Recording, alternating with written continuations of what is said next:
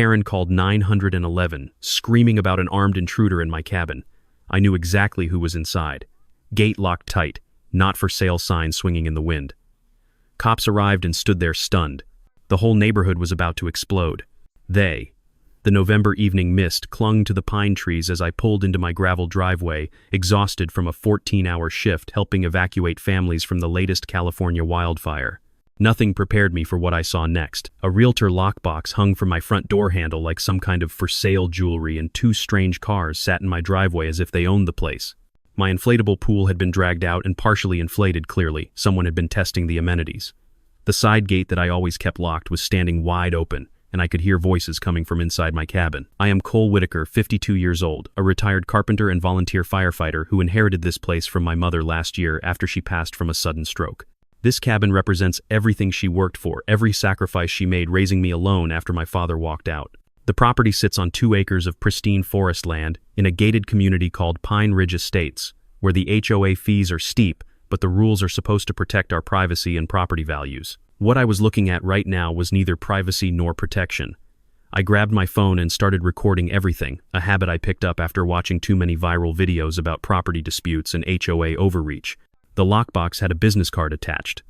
Troy Beckett, real estate professional, with a handwritten note that read, "Authorized by HOA Board for property assessment and market evaluation." I had never authorized any such thing, never spoken to this Troy person, and certainly never agreed to put my home on the market. With housing costs skyrocketing nationwide and families getting priced out of their neighborhoods daily, I understood the pressure to sell, but this was my sanctuary, my connection to my mother's memory. The front door opened and out walked a woman I recognized as Marla Kensington, our HOA president, dressed like she was heading to a country club board meeting rather than trespassing on private property. Behind her came a nervous-looking man in a cheap suit who I assumed was Troy the realtor, followed by an elderly couple who looked like they had been house shopping all day.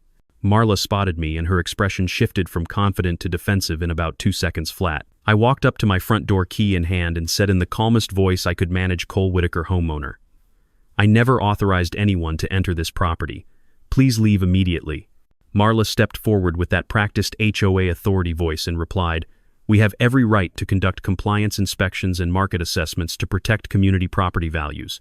Your mother signed the CC and Rs, and those obligations transfer to you as the new owner." I pulled out my phone and showed her the laminated copy of the no solicitation clause from our community rules. Article 4, Section 12, which I had highlighted in yellow after dealing with door-to-door scammers last month. The section clearly stated that no real estate solicitation, property assessment, or marketing activity could occur without written consent from the property owner. I told Marla that I had never given consent, never signed anything, and wanted everyone off my property immediately.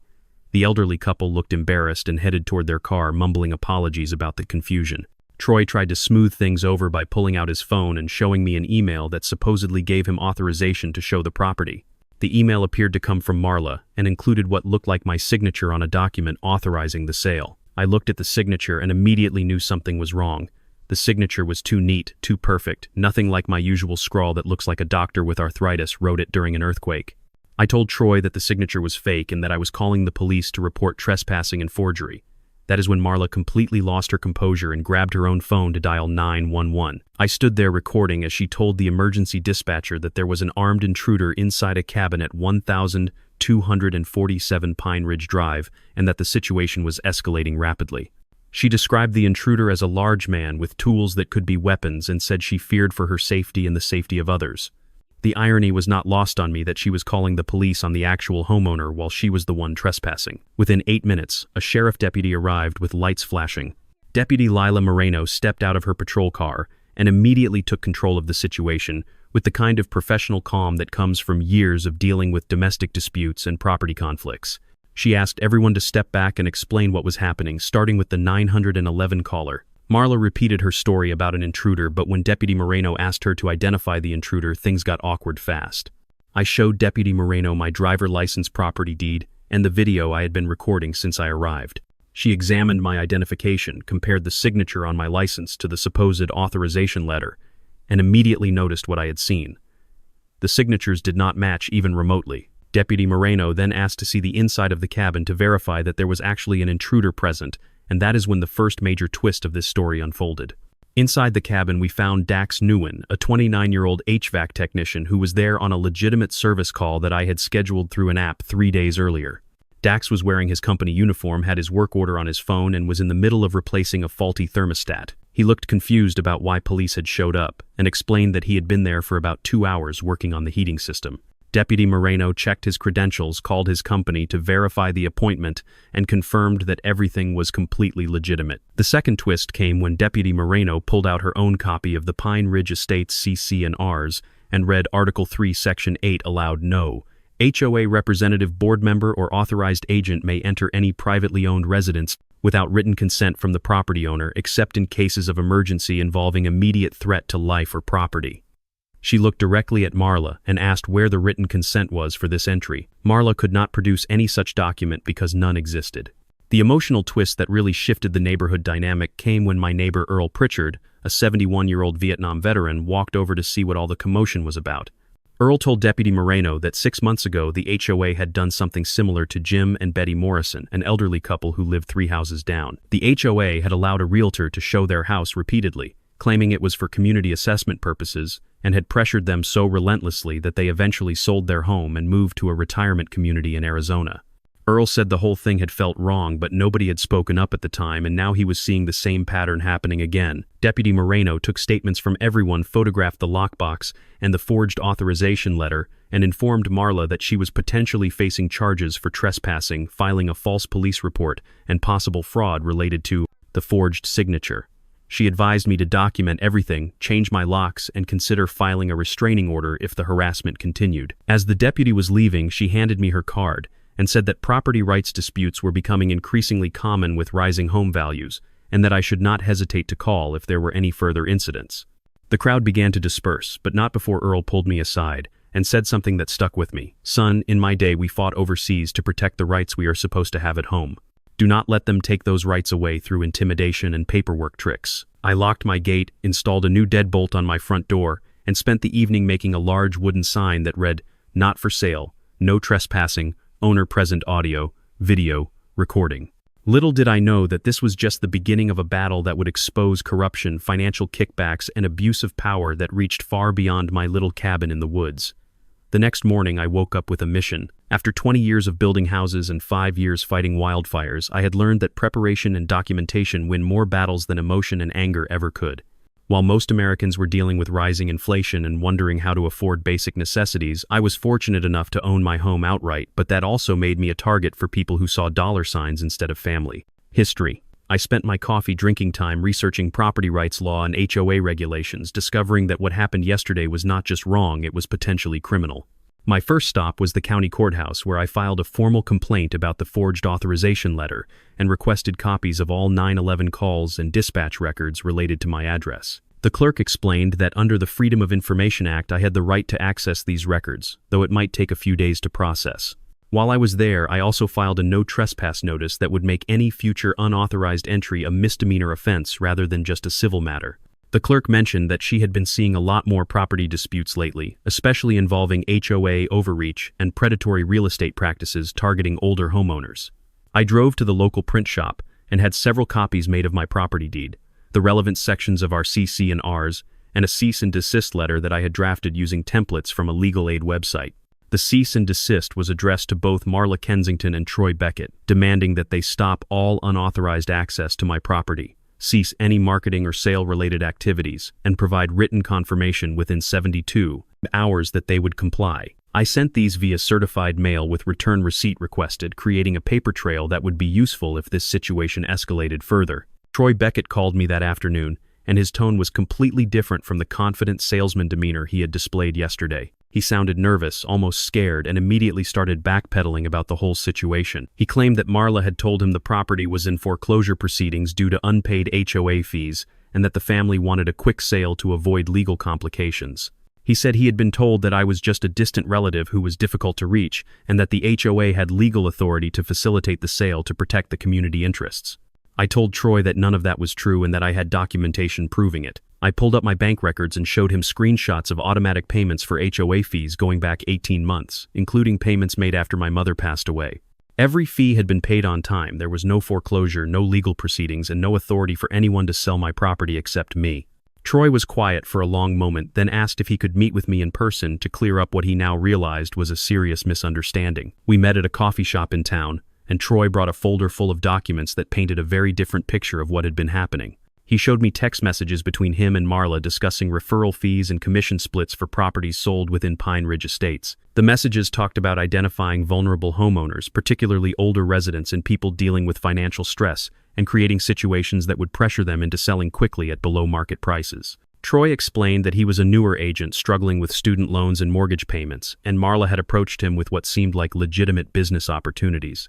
The first major revelation came when Troy showed me a list of 6 other properties in our community that had been targeted with similar tactics over the past year. The list included the Morrison house that Earl had mentioned, plus 5 others where elderly or recently widowed residents had suddenly put their homes on the market after dealing with HOA pressure about compliance issues, maintenance, requirements, or financial obligations. Troy said he was starting to realize that these were not coincidences but part of a systematic scheme to flip properties for profit. Maya Sloan, a reporter from the local newspaper who covered consumer protection issues, happened to be in the coffee shop working on her laptop. She overheard part of our conversation and introduced herself, explaining that she had been investigating complaints about HOA abuse throughout the county. Maya said that with housing costs rising and inventory low, unscrupulous HOA boards and real estate agents were increasingly targeting vulnerable homeowners with harassment tactics designed to force quick sales. She asked if I would be willing to go on the record about what had happened and if Troy would provide documentation about the referral fee arrangement. Troy hesitated but ultimately agreed to cooperate, realizing that his real estate license could be in jeopardy if he was found to be participating in fraudulent activities. He provided Maya with copies of the text messages, the forged authorization letter, and a breakdown of the commission structure that Marla had proposed. According to the documents, Marla was receiving a significant referral fee for each property sale she facilitated, plus an additional bonus if the sale price was below market value, which would indicate a distressed or pressured sale situation. Maya explained that this type of arrangement was not necessarily illegal but became fraudulent when it involved forged documents, false police reports, and harassment of property owners. She said that she had been tracking similar complaints across 3 counties and was building a story about HOA corruption and elder abuse in real estate transactions. Maya asked for permission to use my case as the centerpiece of her investigation, since I had documented everything so thoroughly and was willing to fight back rather than just accept the pressure to sell. That evening, I received an email from Marla with the subject line, "Notice of Fine and Hearing." The email informed me that I was being fined $750 for interfering with HOA business operations and creating a public disturbance that reflected poorly on the community. The fine was supposed to be paid within 30 days or would increase to $1,500 plus legal fees. The email also threatened additional fines if I continued to display signage that was not approved by the Architectural Review Committee referring to my not-for-sale sign. I forwarded the email to Maya and to Deputy Moreno, then drafted a response that cited the specific sections of our CC&Rs that protected homeowner rights and prohibited retaliation for legitimate complaints about board conduct. I pointed out that the fine was being imposed without the required board vote and hearing process, making it invalid under our community rules. I also noted that my signage was protected as free speech and was clearly temporary in nature, addressing a specific issue rather than permanent advertising. The response from the community was immediate and surprising. Within hours of Maya posting a preliminary article online about HOA overreach and property rights, I received calls and messages from 6 other Pine Ridge residents who had experienced similar pressure from Marla and the board. Some had been threatened with fines for minor maintenance issues that had never been problems before. Others had received unexpected visits from contractors, claiming to be conducting assessments for insurance or community planning purposes.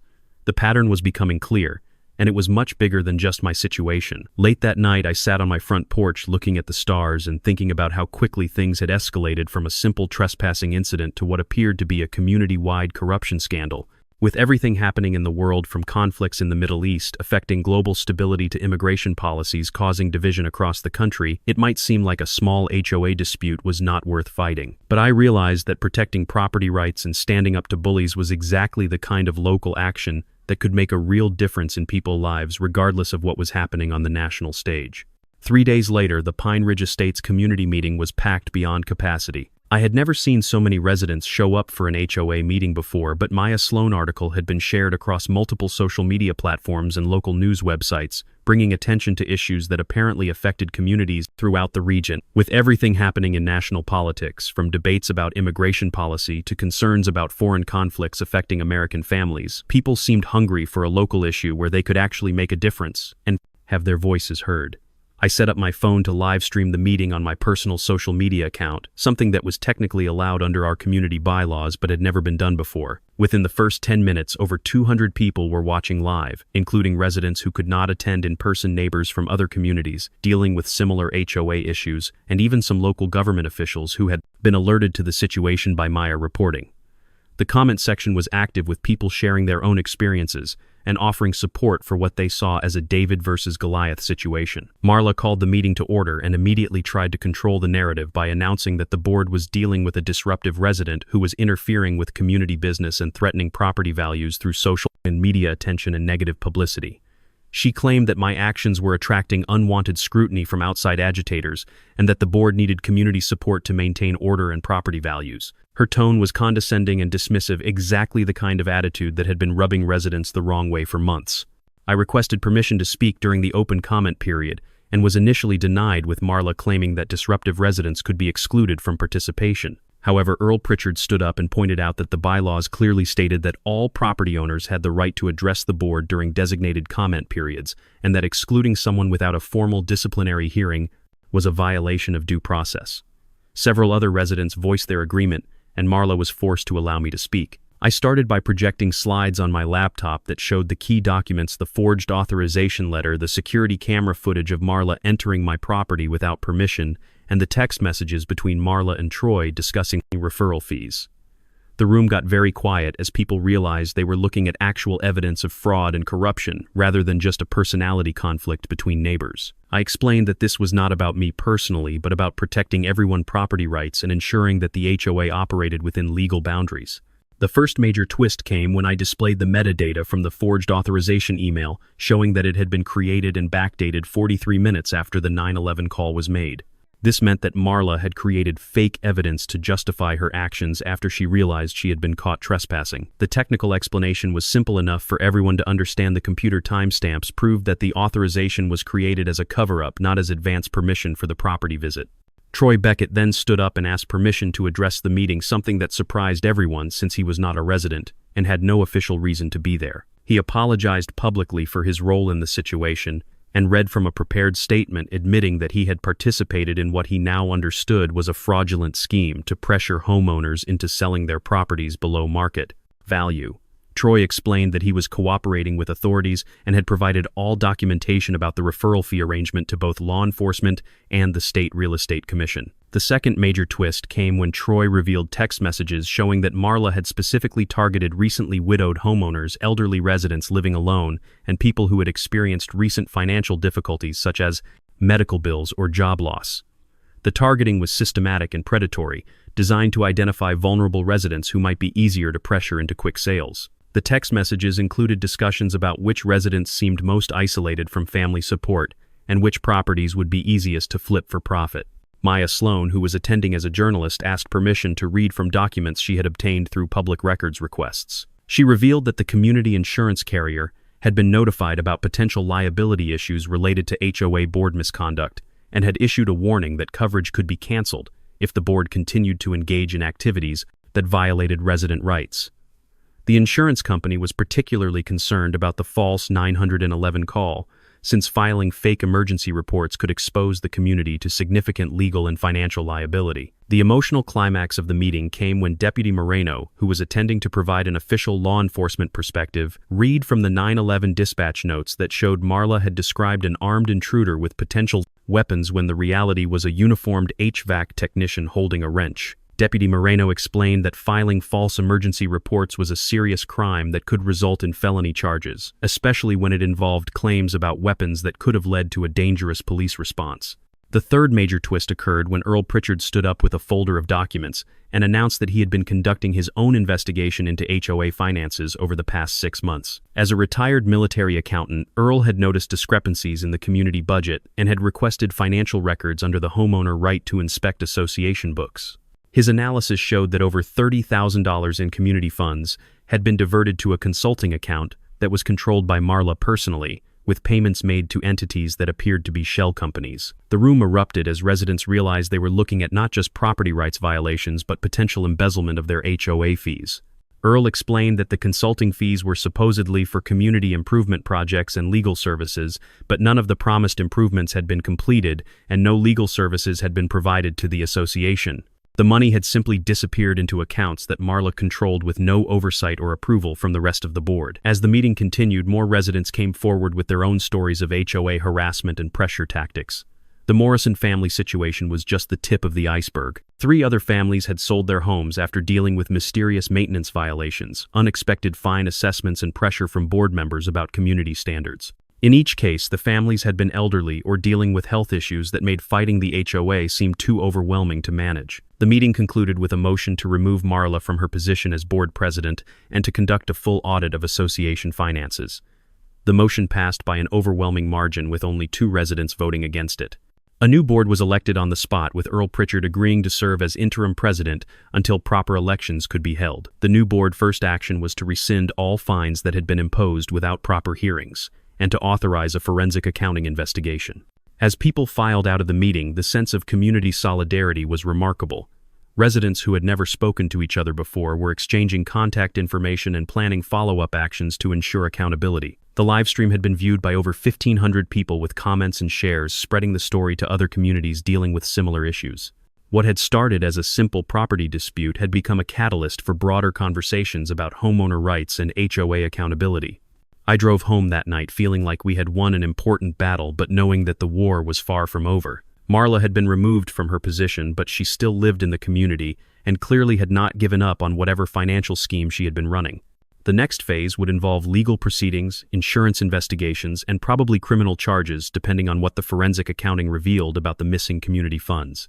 The week following the explosive community meeting brought developments that none of us had anticipated. Maya Sloan article was picked up by state and national news outlets, turning our small HOA dispute into a symbol of broader issues affecting American homeowners struggling with rising costs and housing insecurity.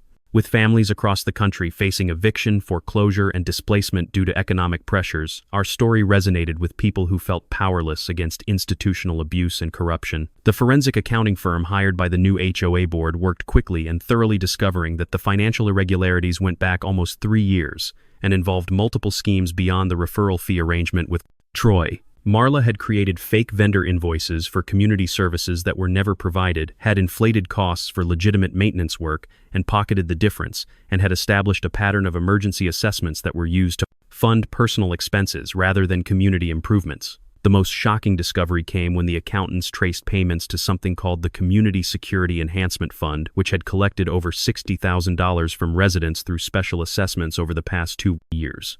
The fund was supposed to pay for upgraded security systems, better lighting and patrol services, to address growing concerns about property crime and break-ins that were affecting communities throughout the region. Instead, the money had been transferred to accounts controlled by Marla and used for personal expenses, including luxury vacations, home renovations, and payments to family members for consulting services they never provided. I received a call from Detective Sarah Chen of the County Fraud Investigation Unit, who explained that my case had triggered a broader investigation into HOA corruption and elder abuse schemes operating throughout the state. Detective Chen said that law enforcement had been seeing an increase in these types of cases as housing values rose and vulnerable homeowners became targets for various forms of financial exploitation. She asked if I would be willing to testify before a grand jury that was investigating organized real estate fraud affecting multiple communities. The media attention brought both positive and negative consequences that I had not expected. On the positive side, I received messages of support from hundreds of people who had experienced similar situations, along with offers of legal assistance from attorneys who specialized in HOA law and elder abuse cases. Several law firms offered to represent affected residents pro bono, recognizing that the case could set important precedents for homeowner rights and HOA accountability. However, the attention also brought unwanted harassment and attempts to discredit both me and other residents who had spoken out against Marla and the corrupt board practices. I started receiving anonymous phone calls with threats and intimidation. My property was vandalized twice with graffiti and damaged landscaping, and someone created fake social media accounts using my name to post inflammatory and embarrassing content designed to make me look unstable and unreliable. Troy Beckett contacted me again, this time with information that would prove crucial to the criminal investigation. He had been working with authorities and had agreed to wear a recording device during a meeting with Marla, hoping to gather evidence about the scope of the financial fraud. The recording revealed that Marla was part of a larger network of corrupt HOA officials and real estate professionals operating throughout the region with connections to predatory lending companies and property flipping operations that specifically targeted communities with older residents and valuable real estate. The most disturbing part of the recording was Marla discussing how to identify and exploit residents who were dealing with medical crises, family emergencies, or financial difficulties that made them vulnerable to pressure tactics. She talked about monitoring obituaries to identify recently widowed homeowners, tracking ambulance calls to find residents with health problems, and even accessing credit reports to find people struggling with debt who might be desperate enough to accept below-market offers for their homes. Maya Sloan continued her investigation and discovered that similar schemes were operating in at least 12 other communities within a 100-mile radius of Pine Ridge Estates. The pattern was consistent. Corrupt HOA officials would identify valuable properties owned by vulnerable residents, create artificial compliance crises or financial emergencies, then pressure the homeowners to sell quickly to avoid legal complications or mounting fees. The properties were then sold to investors at below-market prices and either flipped for profit or converted to short-term rental properties. The State Attorney General Office announced that they were launching a formal investigation into what they termed systematic elder abuse and consumer fraud affecting homeowner associations throughout the region. The investigation would examine not only the criminal activities but also the regulatory failures that allowed these schemes to operate for years without detection. Several state legislators announced plans to introduce stronger oversight requirements for HOA operations and better protections for vulnerable homeowners. As all of this was unfolding, I found myself in the strange position of being both a victim and a symbol of resistance against institutional abuse. The contrast was stark. While global conflicts and national political divisions dominated the news cycle, creating a sense of powerlessness for many Americans, our local fight represented something people could understand and support. We were not trying to solve complex international problems or change national policies.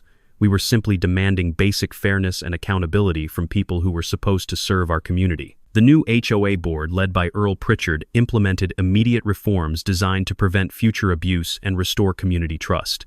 All board meetings would be recorded and live-streamed with recordings archived for public access.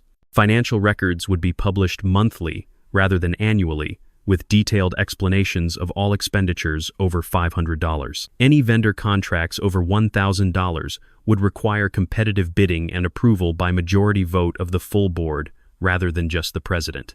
Most importantly, the board established a homeowner bill of rights that explicitly protected residents from harassment, intimidation, and retaliation for raising legitimate concerns about board conduct. The Bill of Rights included procedures for filing complaints against board members, requirements for due process before any fines could be imposed, and protections for residents who reported suspected financial irregularities or other misconduct.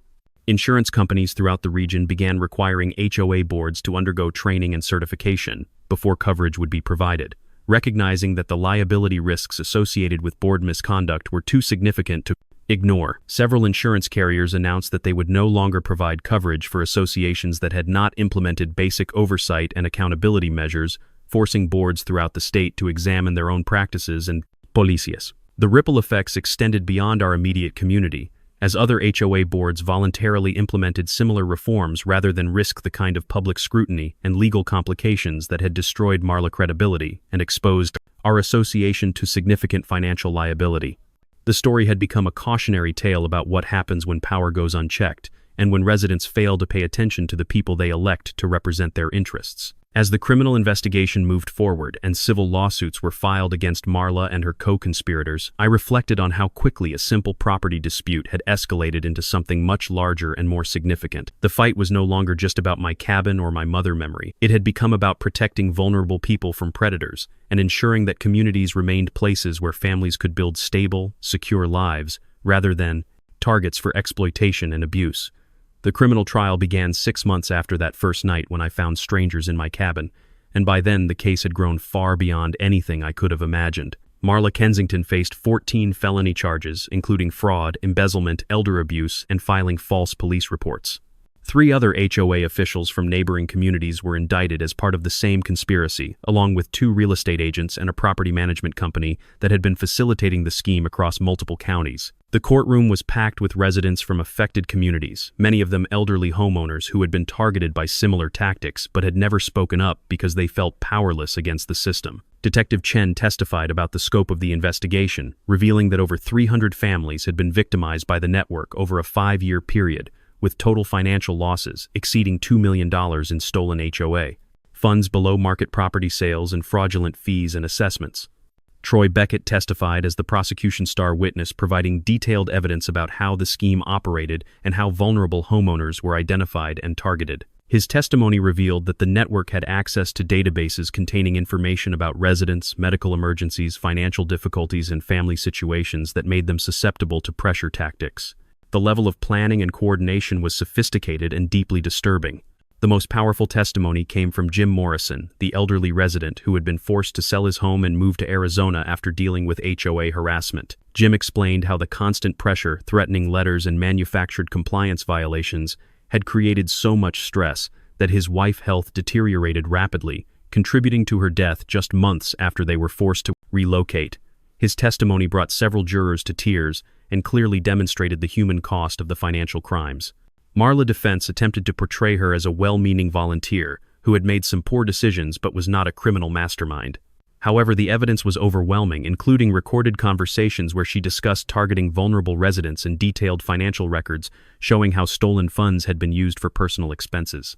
The jury deliberated for less than 4 hours before returning guilty verdicts on all counts. During the sentencing phase, I had the opportunity to provide a victim impact statement that I had spent weeks preparing. I talked about my mother and what the cabin meant to our family, but I also emphasized that this case was about much more than personal loss or financial harm. I explained that when people in positions of trust abuse their power to exploit vulnerable community members, they damage the social fabric that holds neighborhoods together and makes communities safe and stable places to live. The judge sentenced Marla to 8 years in prison and ordered her to pay full restitution to the affected communities, though investigators acknowledged that much of the stolen money had already been spent and would probably never be recovered. The other defendants received sentences ranging from probation to 4 years in prison, depending on their level of involvement and cooperation with the investigation. Several lost their professional licenses and faced additional civil liability. The Pine Ridge Estates community had been transformed by the experience in ways that went far beyond the legal proceedings. The new HOA board had implemented comprehensive reforms that became a model for other communities throughout the state. Property values had actually increased as potential buyers recognized that the community had strong oversight and accountability measures that protected homeowner rights and prevented future abuse. Earl Pritchard had proven to be an exceptional community leader, bringing his military discipline and accounting expertise to bear on problems that had been festering for years. Under his leadership, the association had not only recovered the stolen funds through insurance claims and asset seizures, but had also completed several genuine community improvement projects that had been promised but never delivered under the previous corrupt administration. The Community Security Fund had been re-established with proper oversight and transparency, funding actual security improvements, including better lighting, upgraded entry systems, and a neighborhood watch program that brought residents together rather than dividing them. The sense of community solidarity that had emerged during the crisis continued to strengthen as neighbors who had never spoken before worked together on various projects and initiatives. Maya Sloan had won a state journalism award for her investigation and had been hired by a major newspaper to cover consumer protection issues statewide. Her continued reporting on HOA corruption had led to legislative reforms that strengthened homeowner rights and established better oversight mechanisms for community associations throughout the state. The story had become a catalyst for broader conversations about protecting vulnerable consumers from financial exploitation. I had received dozens of offers to sell my cabin from legitimate buyers who respected the proper procedures and my right to say no, but I had no intention of leaving. The property had gained even more meaning during the fight, representing not just my mother memory, but also the principle that ordinary people can stand up to powerful interests and win when they have the courage to fight for what is right, and the persistence to see it through. The live stream of the original community meeting had been viewed over 50,000 times and had inspired similar accountability efforts in communities across the country. I received messages from people dealing with HOA corruption, elder abuse, and various forms of institutional misconduct who said that our story had given them hope and practical strategies for fighting back against systems that seemed designed to silence and exploit them. As I sat on my front porch on the anniversary of that first night when I found strangers in my cabin, I reflected on how much had changed and how many people had been affected by what started as a simple property rights dispute. The not for sale sign was still hanging by my front door, though it had faded some from weather and sun exposure. I had decided to leave it up permanently as a reminder that some things are not for sale at any price, including our rights, our dignity, and our responsibility to protect each other from those who would exploit vulnerability for profit. The cabin remained exactly as my mother had left it, filled with her furniture and photographs and memories of a life well lived. But it had also become something more, a symbol of resistance against corruption and abuse, and a reminder that communities are strongest when residents look out for each other rather than allowing fear and intimidation to divide them. In a world where so many problems seem too big and complex for ordinary people to solve, our story proved that local action can make a real difference in real people's lives. Sometimes the most important battles are fought not on distant shores or in marble halls of power, but right in our own neighborhoods, where we have the greatest ability to make a difference. This story began with a simple violation of property rights, but revealed a web of corruption that was harming vulnerable people throughout our region. It ended with justice served communities stronger and protections in place for future generations. What made the difference was not wealth or connections or special expertise, but ordinary people who refused to accept that exploitation and abuse were just the cost of living in an organized community. We documented everything we followed, proper procedures, we supported each other, and we never gave up, even when the pressure to stay quiet and accept the status quo was overwhelming. The lessons from Pine Ridge Estates apply far beyond HOA disputes. Whether you are dealing with workplace harassment, consumer fraud, elder abuse, or any other situation where powerful people try to silence or exploit those with less power, the same principles apply. Document everything. Know your rights. Find allies, use proper channels, and never let fear stop you from standing up for what is right. If you found this story helpful or inspiring, please hit that like button and subscribe to La HOA Karen Stories 88 for more real accounts of ordinary people standing up to bullies and winning through persistence and courage. Share this video with anyone who might be dealing with similar situations, because knowledge and solidarity are our best weapons against those who count on our silence and isolation to get away with their schemes. Check out our previous episodes where we have covered everything from workplace discrimination to consumer fraud to family conflicts, always focusing on practical strategies that real people can use to protect themselves and their loved ones. Every story is different, but the underlying message is always the same. You have more power than you think, and you do not have to face these challenges alone. Thanks for watching, and remember that the best way to honor the victims of abuse and corruption is to stay informed, stay connected, and never stop fighting for the kind of communities where everyone can live with dignity and security.